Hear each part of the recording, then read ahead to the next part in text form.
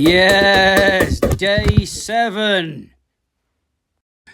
Day 7 of the 30-day challenge showing up, and here we are. We're going to show you very quickly in a couple of minutes a behavior change model by BJ Fogg, and this is the BJ Fogg behavior change model. And the key to it really is following these 2 tips, so hang on at the end. So the behavior change, any behavior change, all 3 of these, the motivation, that's on the left axis, low and high. You've got the ability across the bottom. You could replace that with skill, a new skill.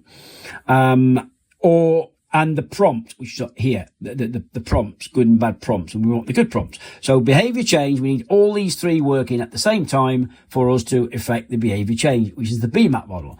So high or low motivation, the higher the motivation up here, the better. But if you haven't got the ability, you know, the know-how, the knowledge, the skill, the money, the time, the effort, the mental capacity, or you don't want to do something, then that's going to cause you friction, which then you're going to get that unhappy face.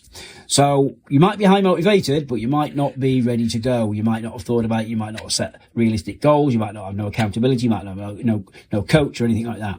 Likewise, if it's down here, then the prompts could be perceived as annoying, distracting, etc. So what we want is the green, and we want to take the line all the way through here.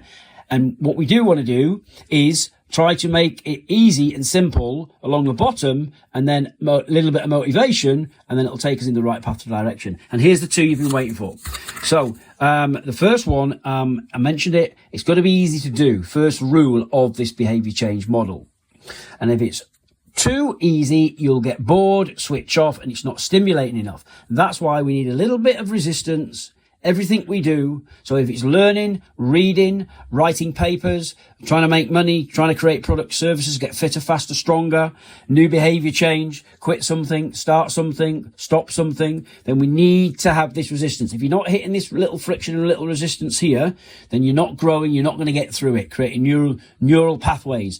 So we just take it off of here, bring it back to here, and every challenge, everything we're doing, we want to be just adding that extra little, because if you don't, you're not going to grow. You might maintain, but we want to be growing. That's the first one. That's the easy to do.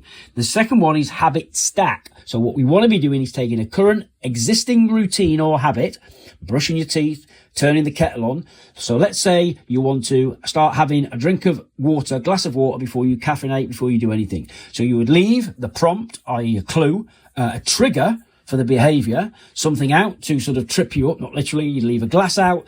The minute you press the kettle button, it goes on. You see the glass, which has broken your chain of behavior. You take the glass, walk to the fridge, fill some water up. The kettle's boiling. You put